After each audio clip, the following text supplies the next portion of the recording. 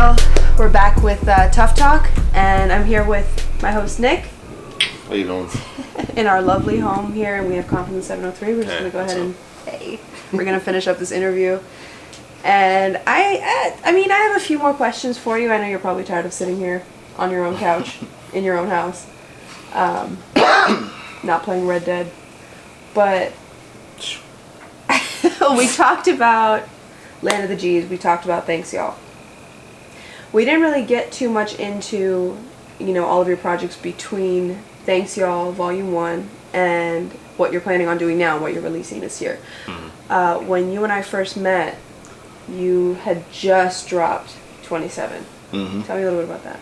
I wrote 27. That was for Indicon too. Mm-hmm. And I wasn't in the best headspace when I wrote that. Mm-hmm. I for real thought I was gonna die. I thought I was gonna die at 27. I don't even know how that crossed my mind, but I was just really just dealing with a whole bunch of shit. Mm-hmm. There was a lot of internal shit that I kind of took out on a lot of people, but I was just dealing with that at the time. I hit up Shido the Plug. Mm-hmm. He shot the Rubber Bands video for me and Paulie. Right. And I think this is my first time working with him. Mm-hmm. And I told him what I wanted. It was real simple. And we shot it at Nick's crib. Mm-hmm. He had a whole bunch of special effects. You seen the video. I had all the people in the 27 club and on a projector in the back. Yeah. And it was it was a real intimate, really, really dark video that I'm proud of. I'm really proud of because I was just a little bit different than what I normally did when it came to videos. That was my favorite. I remember you would play the shit out of it. I really did. Yeah. I really did. That was a song that you had just dropped not the song, but the video you had just dropped when we met. Mm-hmm. And I would play it all day. I really would. I'd play that song all day. Non-stop. Yeah. Yeah, it was all me. I think that's how I got your numbers up for that song. Yeah, for real. You might have ran up a lot of numbers just off the fact that she played it so much. I really did. Yeah. I loved it. Yeah, 27 plays a big part of our relationship itself. Yeah, it does. 27 is a really prominent number. Mm-hmm. But after 27, you did a little bit more work, but it was a little bit more under the radar. Mm-hmm. And your next big project was UPN. Only on UPN. Only on UPN. Yeah. Mm-hmm. With Paulie Short. With Paulie. From Pharaoh Vision. Bro Viz. Hell yeah. Pharaoh Fat. Bro. Mm-hmm. So tell me about UPN. Only on UPN. I met Paulie at Nova Vest. Mm-hmm. No. I met Paulie at the Camo in Richmond, matter of fact. We actually had linked up and became friends at Nova Fest. But I was fucking with Paulie and Zoe and them and Pharaoh Vision for a minute. I wasn't in the crew, but I was just always over there and just making music with them.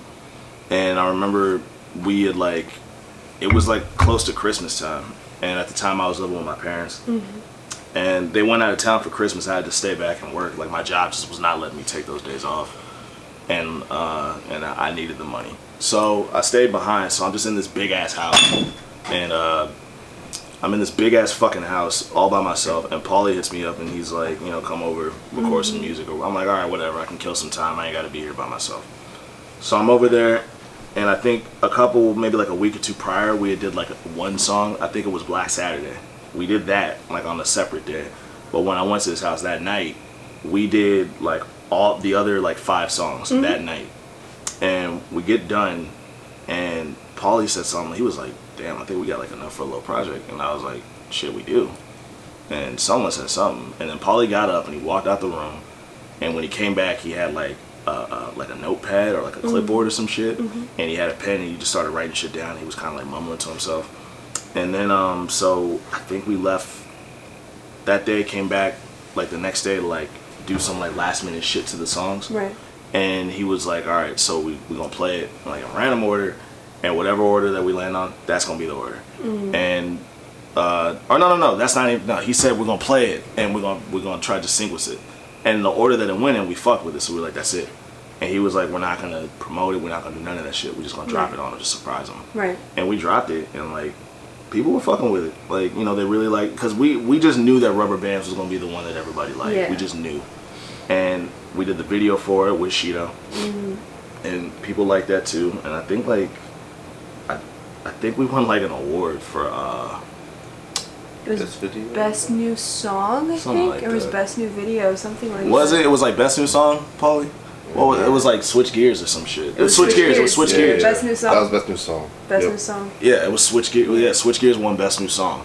Yeah. But I think like Rubber Bands got nominated for like best video or something like that. So Yeah, like it best did video. pretty good. We were really happy with that one. I like and on top of that, like I think like performing with Paulie, like you know I perform with so many people, but like my favorite people to perform with, it's like it's a tie between Zane and Paulie. Yeah. Cause like Zane just knows how to fill in all the blanks that like I'm not like I completely just ignored. Right. But Paulie and me, like it took a couple shows, but like we found our chemistry and it's really good. Yeah. How do you feel about the success of Only on UPN? It was good. It could have been better, but I mean I just looked at it as like a learning experience. I can't remember the numbers on that. Yeah, we're not fucking Beyonce, so we can't just like drop something and expect it to just Right. like the internet to break down. Right. But again, like it did good. Like you know, we won an award off of it. People really liked the song that we worked. It was a really good, fun project. Yeah. But it could have done better. Right. But I'm glad that it did as well as it did. I enjoyed your process of putting that song together, basically, or putting that whole project together. I think you had finished recording it when we'd met, but then I got to see you kind of put all of it together after. Yeah. Like just the whole process of putting a project together, and it was so different. Like, Yeah. It was so different seeing you do that. Yeah, it was fun. Like I mean, I think the only other person that I did like where I did a project with another artist, Senses, Right. was Zane. That was it. Really? And I like doing like nice little collaboration projects like that. You know, you give people two different styles, and then you can come up with new ones together.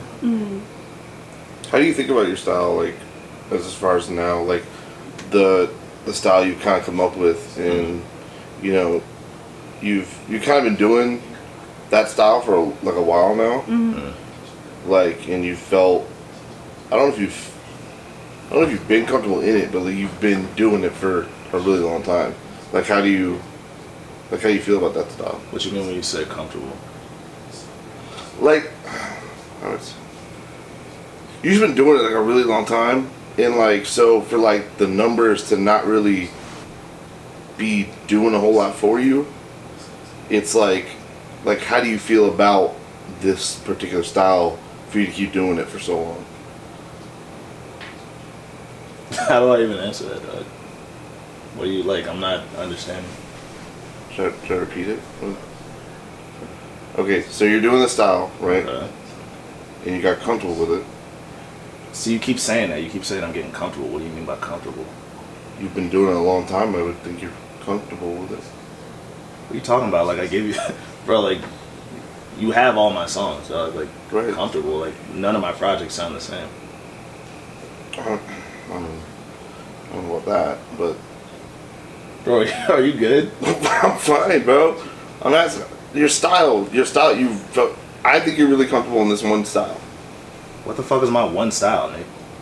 The style you do, the angry fucking thing you do all the time. Bro, that's Where you're like always yelling and shit. nigga. This ain't 2012. Like I've been switching. What the fuck are you talking about? I mean, forget it, bro. That's fine. I'm just saying. I just think you. Okay, I next think you got question. this one style, and you stay in it, and I think you think it works for you, and so you keep doing it. Am I off? I don't know what you're getting at, but let's next question.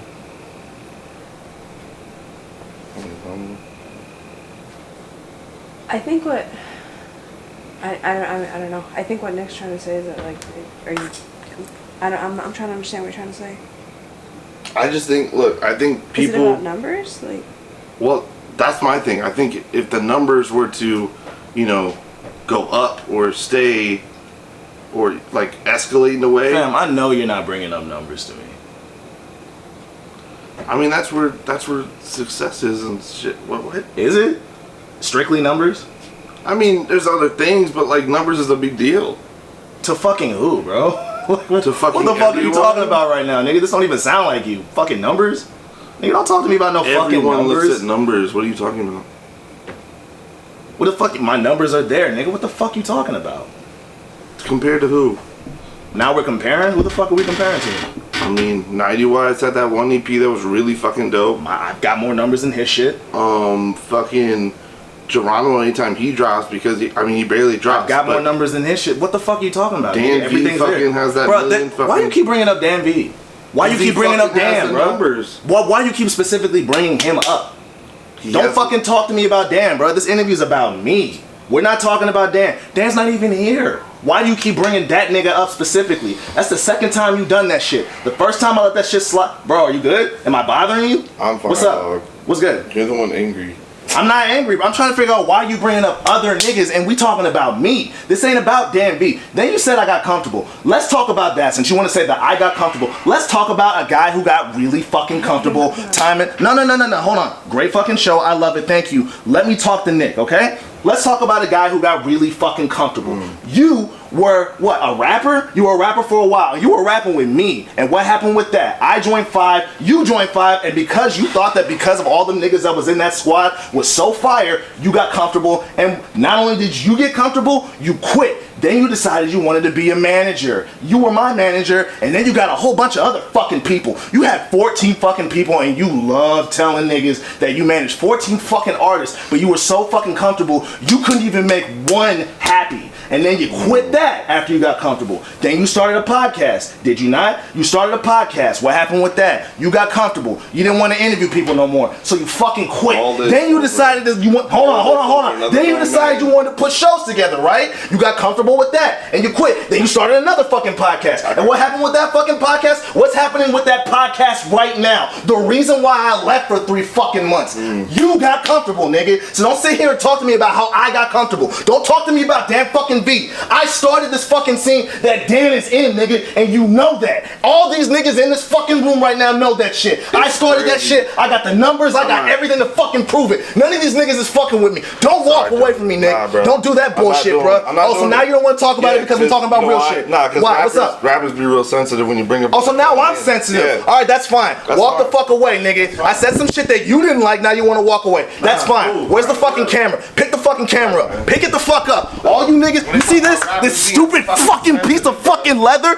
This shit represents all the shit that I've been fucking doing for the past 3 fucking years. I started this fucking scene. I don't give a fuck about Dan V. I don't give a fuck about 90 Wise. I don't give a fuck about none of these stupid niggas, bruh. I've been running the shit. I've been the fucking man. This represents all the fucking times, all the consistency that I fucking come up with for you niggas. I always put on the best shows. I always put out the most unique and fucking creative fucking projects. I've been doing this shit. Me! Fucking me!